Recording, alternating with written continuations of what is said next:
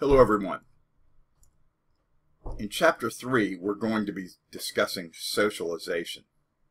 Let's look at these specific assignments, and then I'm going to provide you supporting material. Children's toys tend to be specifically marketed towards one gender, either boy or girl or another.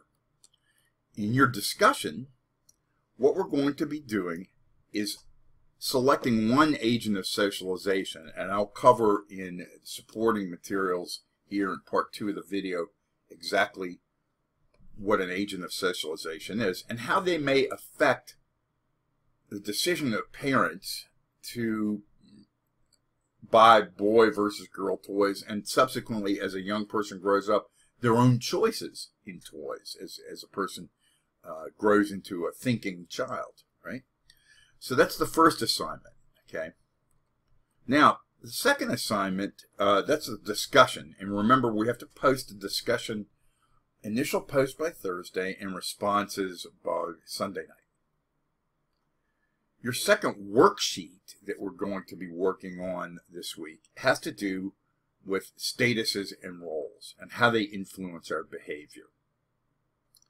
It will help you prepare for milestone 2 by getting you to begin breaking down an issue into sociological concepts. Please review the rubric there. So now I'm going to move into part 2 of the material, and we're going to provide you with specific information about socialization, statuses, and roles. Let's talk about why socialization is essential.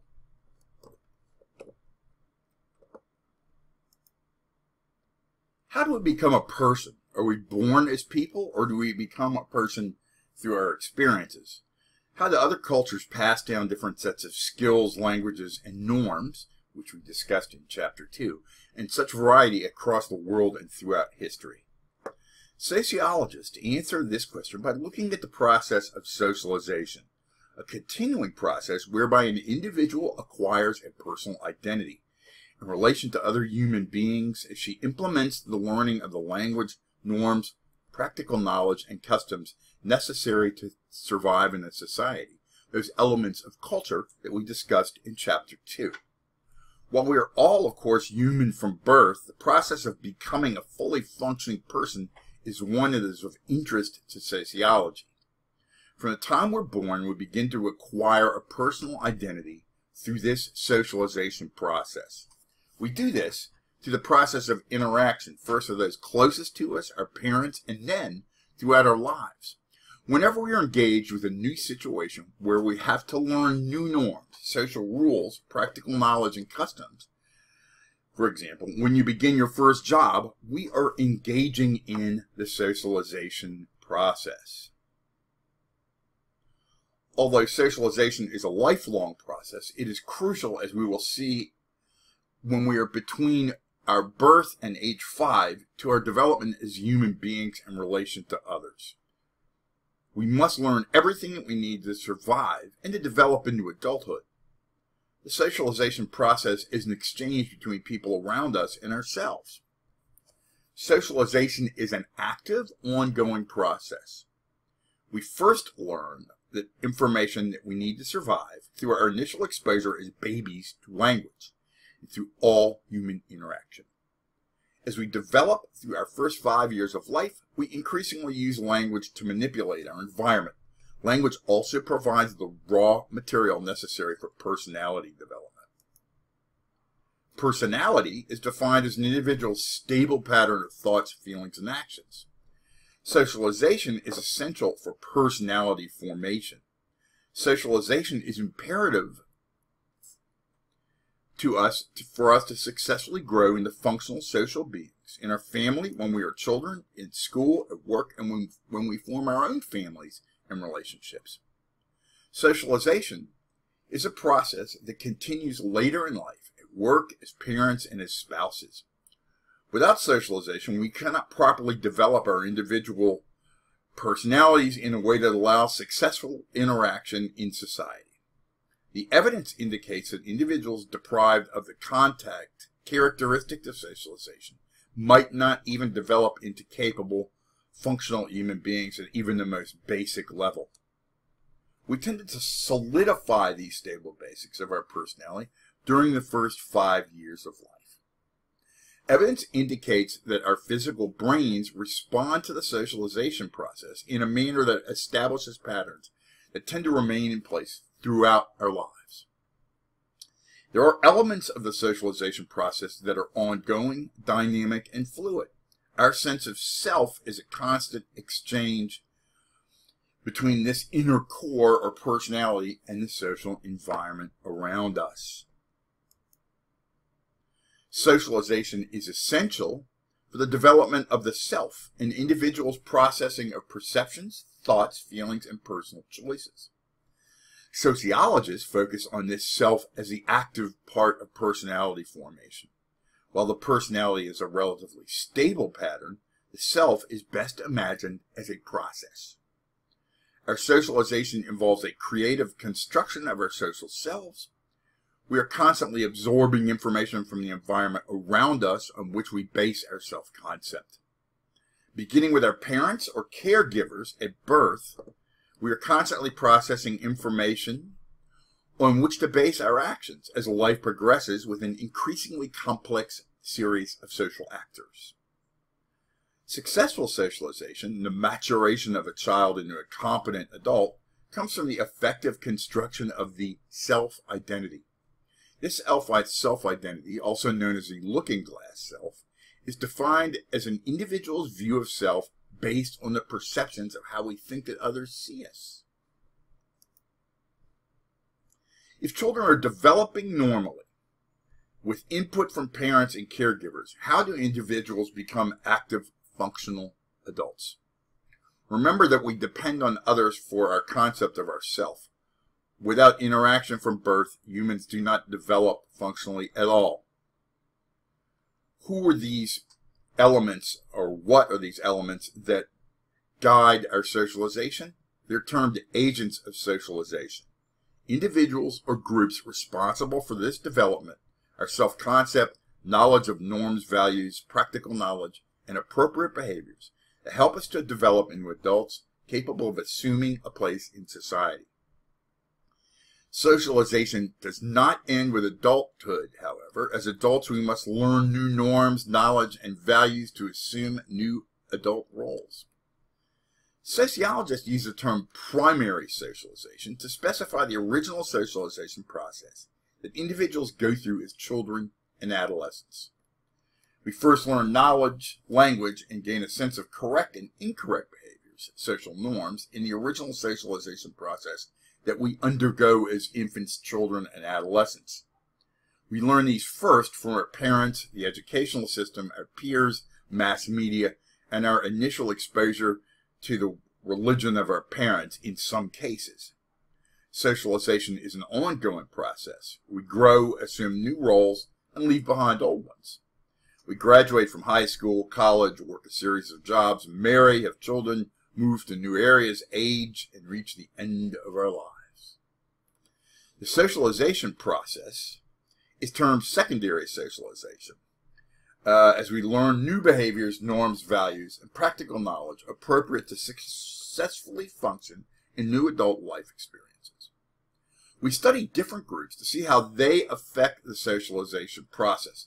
They are the family, the education system, peers, mass media, religion, and for adults, the workplace.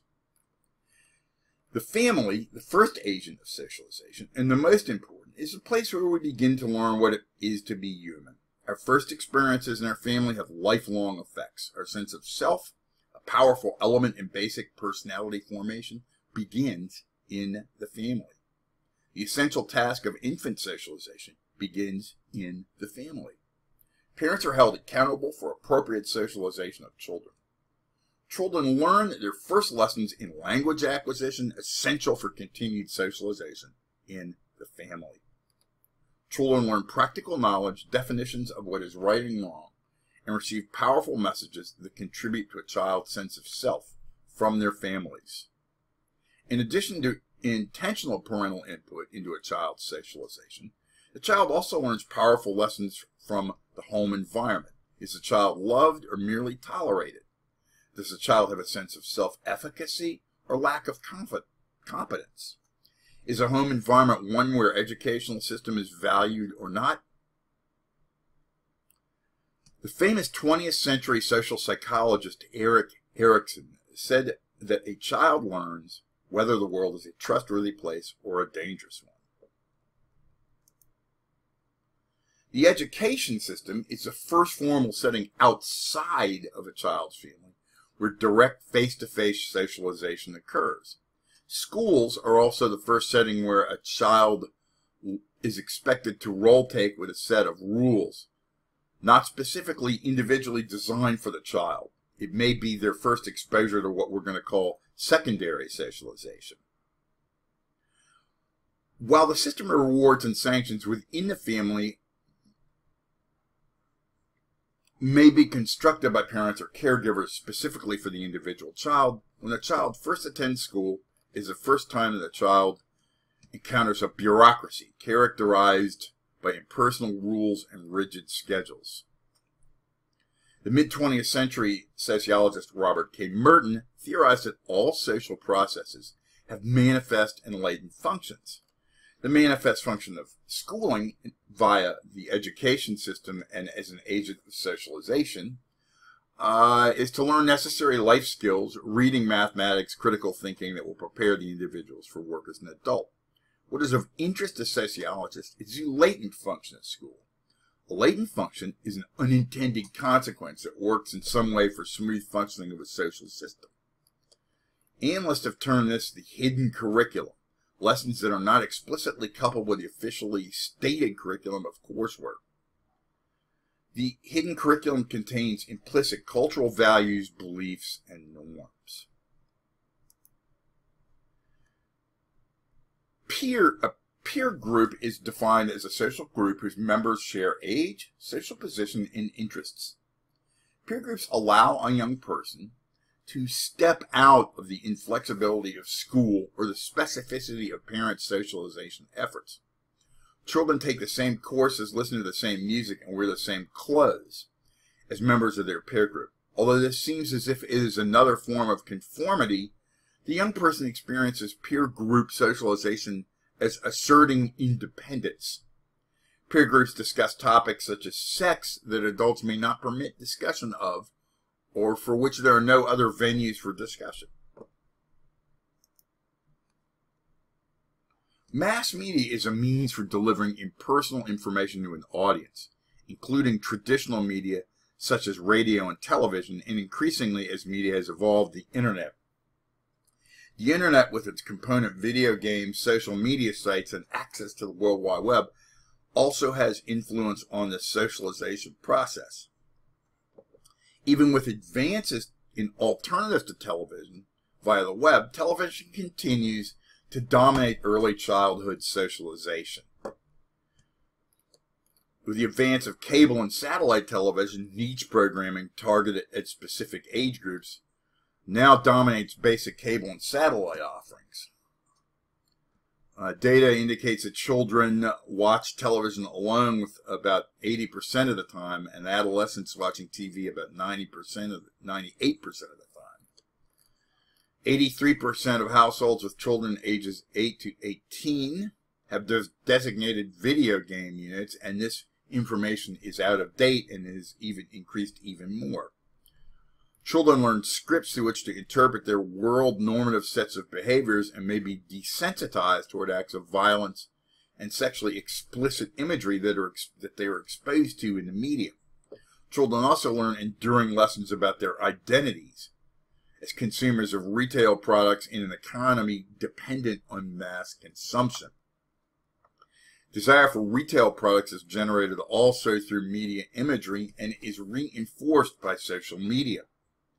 This may inform some of your analysis in your initial discussion posts about gender. Which toys are targeted towards young men and which are targeted towards young women. Now, about 1/3 of Americans indicate no religious preference, although religion may play a factor in primary socialization. Nevertheless, religious ideas are so pervasive in American life and are so embedded in the civic identity of the United States that even non-religious people negotiate a normative system defined to a greater or lesser extent by religious beliefs. For those who do not practice a religion, there tends to be there tends to be a stabilizing influence in the socialization process. Religion, to some extent, continues to play an important part in personality and identity formation. Socialization is a lifelong process. We shed old roles, high school, junior, old statuses, I should say, and assume new ones, second-year university students. Each of these transitions as we enter adulthood involves secondary socialization, the adult learning of new behaviors, norms, values, and the practical knowledge appropriate for new adult life experiences. Just as we process new situations with peers through the mechanisms of anticipatory socialization, we also do so in the workplace.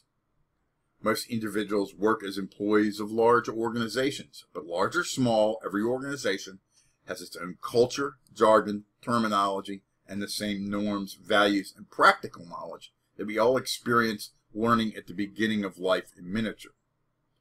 If we tie this into our analysis of subcultures, each organization, including your workplace, is its own subculture.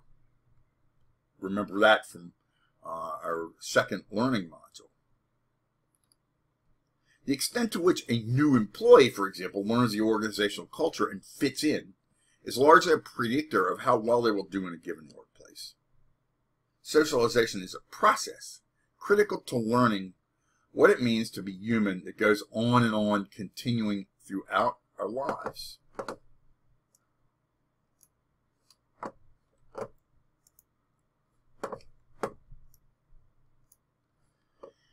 Finally, the elements of socialization play out in our everyday life in terms of what sociologists use as analytically distinct categories. Often they overlap with one another, but you'll need to know these terms and be able to apply them. This will help you in milestone 2 and for your second paper, which we're working on this week in week 3. Statuses and roles. Now, a status is any stable social position that you hold in relation to others. An ascribed status is a status that you have or take on involuntarily. Family or religion of origin, sexuality, gender, race, age, social class of family of origin.